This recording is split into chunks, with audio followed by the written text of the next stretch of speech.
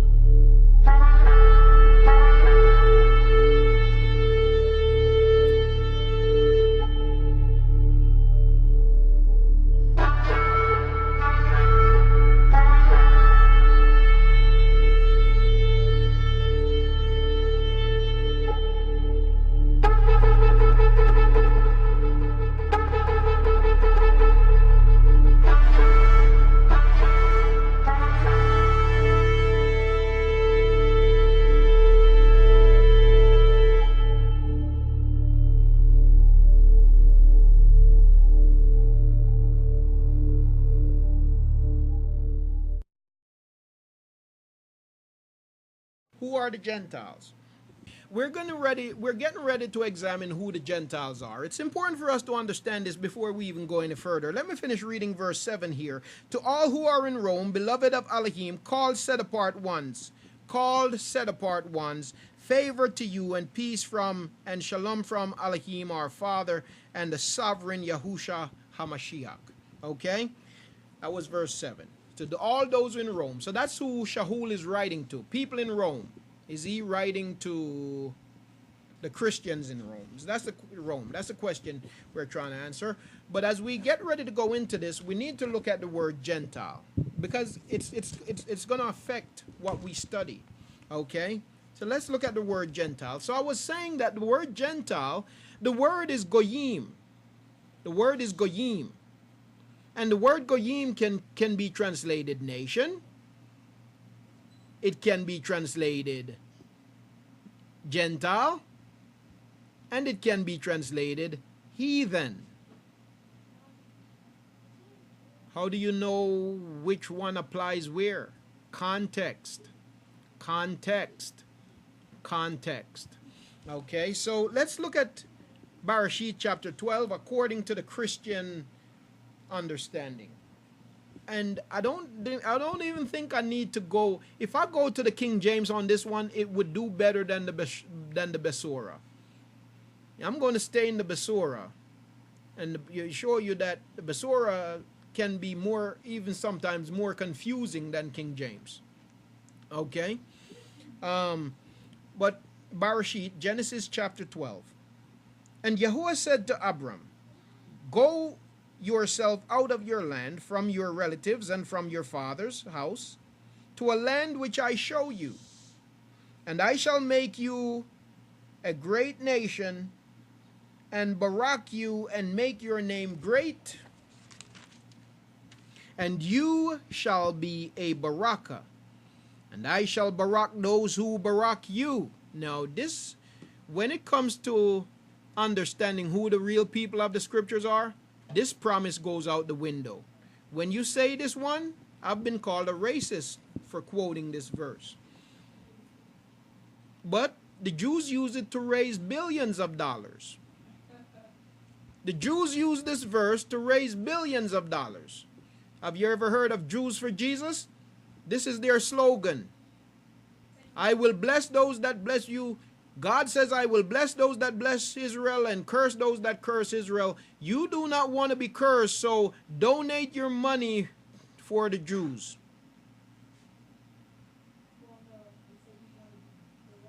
Yep. He said, if you want to be blessed, give your money to the Jew.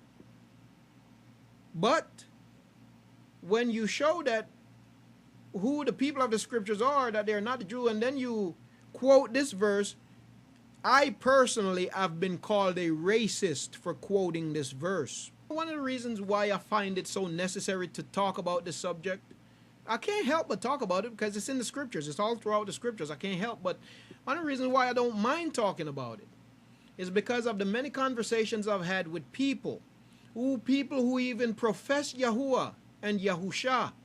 But when it comes to this matter, they turn into a different animal.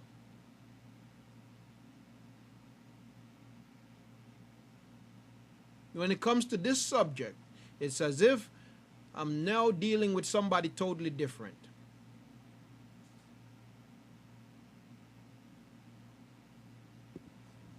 Anyway, the verse says, and I shall barak those who barak you, and curse him who curses you, and in you all. Now, the word, now this is the Basur, right? Use the word clans. Some translation use the word nations. Anybody bear witness to that? Have you ever read this verse where it says, in Abram all nations of the earth will be blessed? Have you ever read a translation that says that?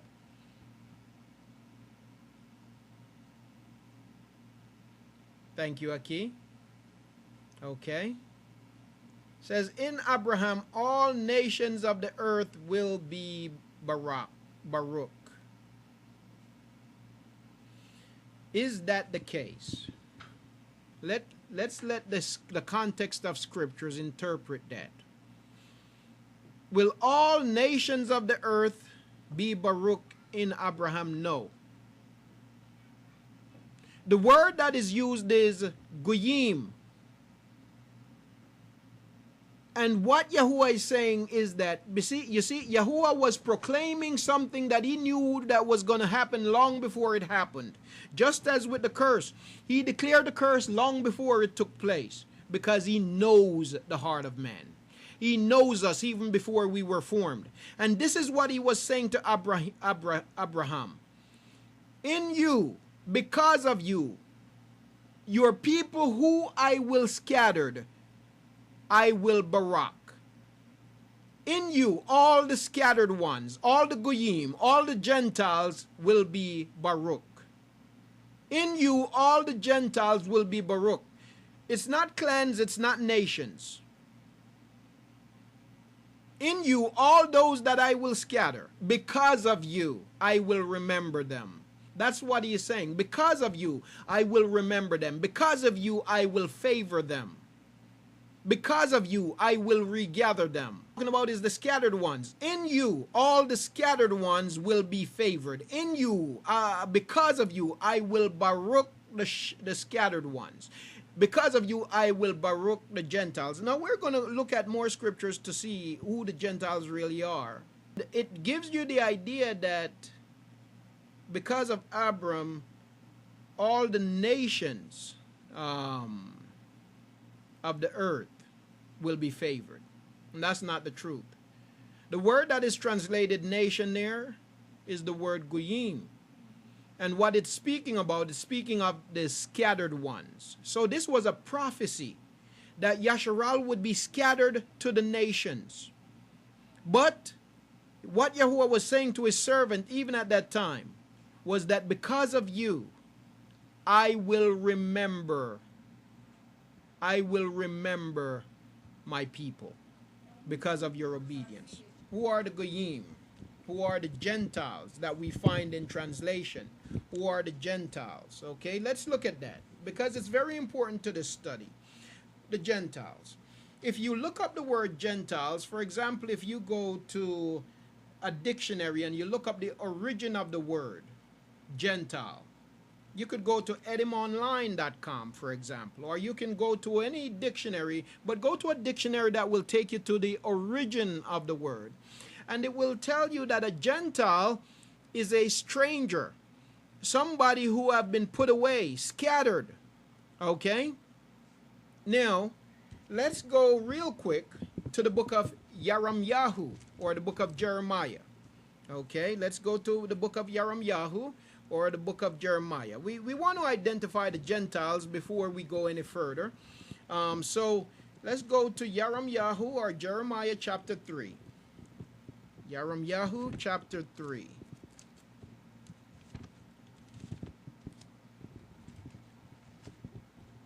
As we examine the writings of Shaul, it's important that we know who the Gentiles are. I'm going to begin at verse 1. Elohim said, if a man puts away his wife, and she goes from him, and becomes another man's, does he return to her again? Would not that the land be made guilty, greatly unclean? But you have committed whoring with many lovers. He is speaking about his people. He is speaking about Yasharal. Okay? But you have committed whoring with many lovers. And would you return to me? Declares Yahuah. Lift up your eyes to the bare heights, and see, where have you not lain with men, besides the ways you have sat for them like an Arabian in the wilderness? As if you're thirsty, desperate. You see, we have acted like a desperate, and this is not my word, this is Yahuwah's word. We have acted like a desperate whore. Okay? He says, so lift up your eyes to the bare heights and see, where you have not lain with men, besides the ways you have sat for them like an Arabian in the wilderness. And you made the land unclean with your whorings and your evil. Therefore, the showers have been withheld, and there has been no latter rain. You have had a whore's forehead. You refuse to be ashamed.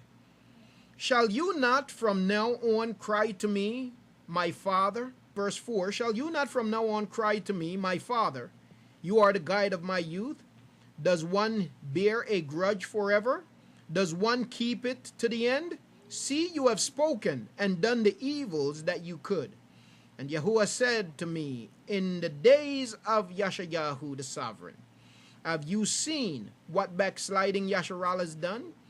And Yahuwah said to me in the days of Yashayahu the sovereign, have you seen what backsliding Yasharal has done?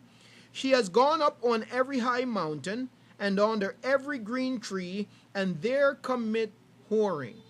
We're so cheap, we wouldn't even let them take us to a hotel. Every high mountain and under every green tree. Yahuwah is very explicit, very graphic. That's because that's how wicked our wickedness has been. Okay? And after she had done all these, I said, return to me. But she did not return. And her treacherous sister, Yehuda, saw it. And I saw that for all the causes for which backsliding Yasharal had committed adultery, I had put her away and given her a certificate of divorce. Yet her treacherous sister Yehuda did not fear, but went and committed whoring too. So here, Yahuwah said he put her away. He made her a stranger. He gave her a certificate of divorce. He made her a goyim. He made her a Gentile. Okay? He made her a Gentile. He made Yasharal a Gentile. He made her a stranger. He gave her a certificate of divorce. She is now a stranger to me. I've made her a Gentile. When the word Gentile is used, the word here is goyim. When the word is used, It's not speaking of the other nations, and we're going to see that as we continue to look at who the Gentiles are, because it's very important. Okay, now let's go over to the book of Yahusha before we continue any further, which is what they call Hosea, the book of Yahusha. Okay, Yahusha. Let me get to it if I could. I'm looking in, okay. Page 670 in the Besorah, chapter 2. Say to your brothers, O my people, and to your sisters, O compassionate one, strive with your mother, strive, for she is not my wife. Okay, she has been divorced. Strive, for she is not my wife. She has been divorced. Nor am I her husband. Let her put away her whorings from her face, and her adulteries from between her breast, lest I strip her naked, and shall set her up as on the day she was born, and shall make her like a wilderness, and shall set her like a dry land, and shall put her to death with thirst, and I shall not have compassion. All of this we have experienced. We have been left in the sun to dry because of our wickedness. And I shall not have compassion on her children, for they are the children of whorings. Our children are the children of whorings. For their mother has whored. She was conceived. She who conceived them has acted shamelessly. For she said, I go after my lovers, who give me my bread and my water, my wool and my linen, my oil and my drink. When we want to do what we want to do, we can find a reason to justify it. Oh, you wasn't feeding me, so I had to go get it for myself. Therefore, see, I am hedging up your way with thorns, and I shall wall her in, so that she does not find her path, and she shall pursue her lovers, but not overtake them, and shall seek them, but not find them. The very people you get in bed with, you will pursue them, but you'll never be able to catch up with them. You will never be treated as equal. You will never be accepted as a part. The very people you get in bed with, the heathen, from that perspective. Okay? And she shall pursue her lovers, but not overtake them, and shall seek them, but not find them. Then she shall say, let me go. So now that you find that you're not accepted, they want no parts of you. They were only interested in using you. Now you find that you're not accepted. Now you want to say, okay, let me go back home. Let me go and return to my first husband, for then it was better for me than now. For then it was better for me than now. And she did not acknowledge that I gave her grain and new wine and oil, and increase her silver and gold, which they prepared for Baal. So this is what we did with the provision of Yahuah. Number one, we did not acknowledge. We did not cherish his provision. But instead, what did we do with it? We used it to worship idols. We used it in the esteem of idols. Therefore I shall turn back, and shall take my grain in its time, and my new wine in its season, and I shall take away my wool and my linen, covering her nakedness. And now I shall uncover her shame before the eyes of her lovers, and no one shall deliver her from my hand. No one will deliver us. No one can deliver us. Not Martin Luther King, not Malcolm X, not no one. And I shall cause all her rejoicing, her feast, her new moons, and her Sabbaths, even all her appointed times, to cease. And lay waste her vines and her fig trees, of which she has said, these are my rewards that my lovers have given me, and I shall make them a forest, and the beast of the field shall eat them. And I shall punish her for the days of the Baals, to which she burned incense, and adorned herself with her rings and jewelry, and went after her lovers, and forgot me, declares Yahuah. Therefore, see, I am alluring her, and shall lead her into the wilderness, and shall speak to her into her heart, and give to her vineyards, and from there, and the valley of Hakor, as a door of expectation. And there she shall respond as in the days of her youth, as in the day when she came up from the land of Mitzrayim. And it shall be, In that day, declares Yahuah, that you call me my husband, and no longer call me my Baal. And we will no longer call him the Lord. To call him the Lord is to say my Baal, which before Yahuah is unrighteous. You see? But the day will come when you will call me my husband and no longer refer to me as the Lord. Go to Yahu chapter 23, verse 27, 25 through 27. It says that the scribes will cause his people to call him, they'll replace his name for Baal. Then he says, the day will come when you will no longer call me Baal, my Baal, but you will call me my husband. And I shall remove the names of the Baals from her mouth, and they shall no more be remembered by their name. And in that day I shall make a covenant from them with the beast of the field, and with the birds of the heavens, and with the creeping creatures of the ground. When bow and sword and battle I break from the earth, and I shall make them lie down in safety. And I shall take you as a bride unto me forever, and take you as a bride unto me in righteousness and in right ruling and kindness and compassion. And I shall take you as a bride unto me in trustworthiness, and you shall know Yahuah. And it shall be in that day that I answered, declares Yahuah, that I answered the Shamayim, and they answered the earth, and the earth answered the grain, and the new wine, and the oil. And they answer Yasharal. Yazrael is the name there. And I shall sow her for myself, the earth, and I shall have compassion on her, who had not obtained compassion. And I shall say to those who were not my people, you are my people, while they say my Elohim. You go to the book of Romans chapter 9 and verse I think 24 or somewhere around there. Shaul quotes this verse. The day will come where in the same place where he said you are not my people, I will declare that you are my people. So in the place where I declared you to be a Gentile, separated from me, divorced from me, I will once again call you my people. Okay, now this is just the beginning. Gentile means the separated ones. You can look it up in Edom online or the dictionary. Means a stranger, to be separated, put away, all of those, maybe in a moment I'll look it up in Edom online. But let's go to a couple other scriptural references very quickly.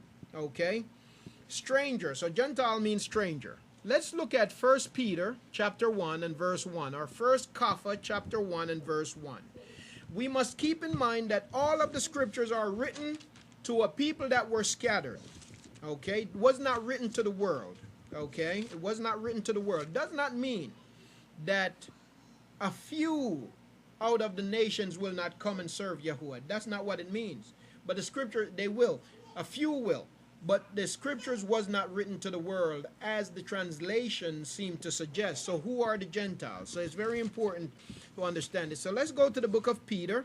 1 Peter chapter 1 and verse 1. 1 Kapha chapter 1 and verse 1. Kapha, a messenger of Yahusha HaMashiach, to the chosen strangers of the dispersion in Pontus, Galatia. Okay, notice the word stranger. Chosen, strangers, of the dispersion, What does dispersion tell us? The word dispersion, if somebody could put that up there. What does that word tell us? Dispersion. Scattered.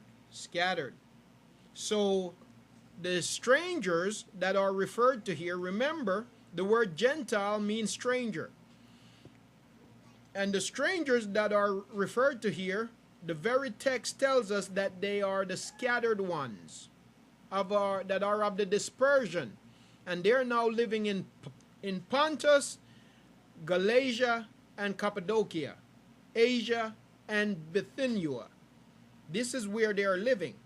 So when you go to Acts chapter 2, why Now keep this verse in mind. Let's go to Acts chapter 2 very quickly. We have some other places to go, but let's do line upon line, precept upon precept. Let's go to Acts chapter 2 very quickly, beginning at verse 1. Thank you, Akut. Page 1155 in the Basora. Acts chapter 2, beginning at verse 1. And when the day of the festival or the feast of weeks or Pentecost had come, they were all with one mind in one place, and suddenly there came a sound from Shamayim as of a rushing mighty wind, and it filled all the house where they were sitting. And there appeared to them divided tongues as of fire, and settled on each of them. And they were all filled with the set-apart Spirit, the Ruach HaKadosh, and began to speak with other tongues as the Spirit gave them to speak.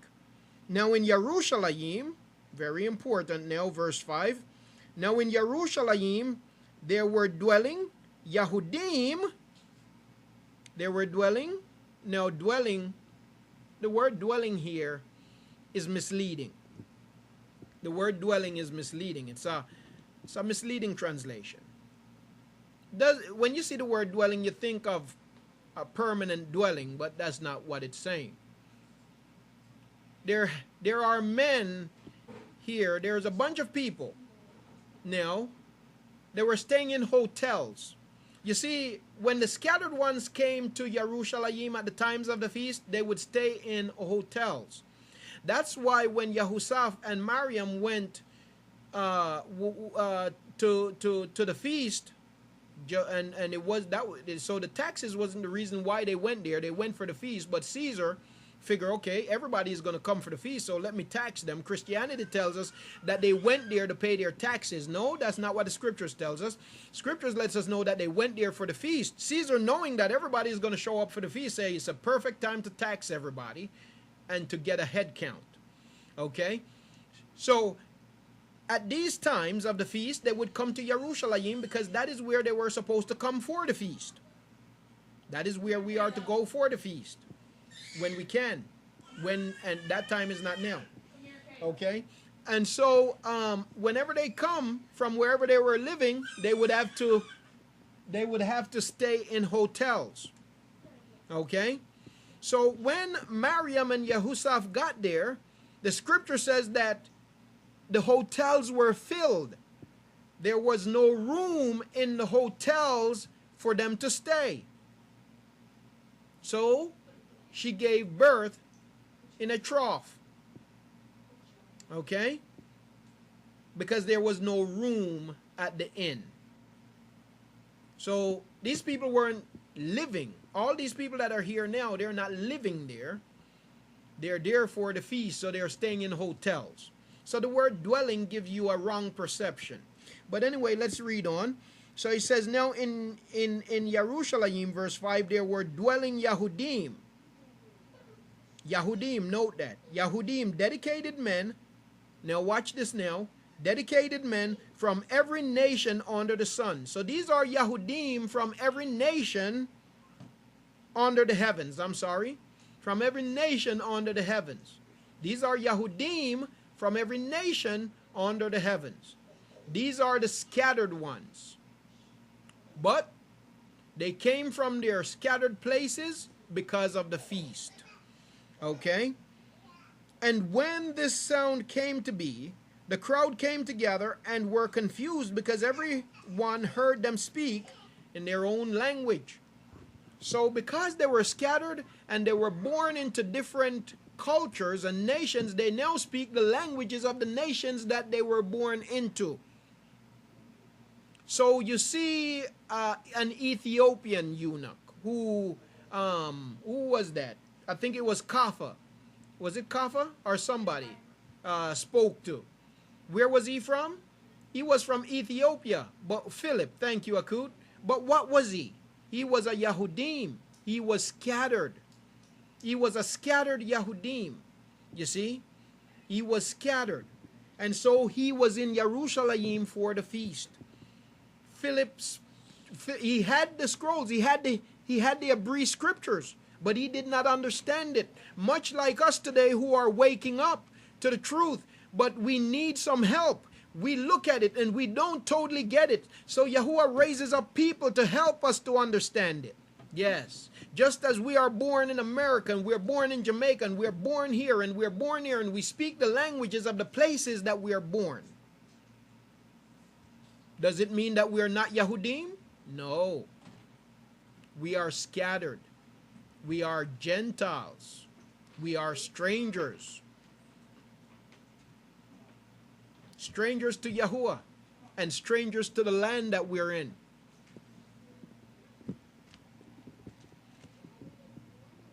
We have become estranged from Yahuah. Okay? Now, let's go on. Okay? And they were amazed. Verse 7. They were all amazed and marveled, saying to each other, "Look, are not all these who speak Galileans? Aren't they all from this place? Now, here it is, I'm from. And how do we hear each one in our own language in which we were born?" You hear that? How do we hear each one in our own language in which we were born? So these are Yahudim who were scattered. Their parents were scattered, had been scattered for a few generations now, and they're born into that place. So they speak the language of the place of their captivity, but they are Yahudim nonetheless. This is the awesomeness of Yahuah though. They had awakened to who they were, so they came for the feast when they could come for the feast. And the same thing is happening again all over again. As the scriptures tell us, there is nothing new under the sun. So they had awakened to who they were. They were waking up to who they were, but Yahuah wanted them to get a better understanding. So he allowed those who were still in the place to speak to them in their language. Now, him speaking to them in their language, his name didn't change from Yahusha to Jesus. His name remains constant no matter the language.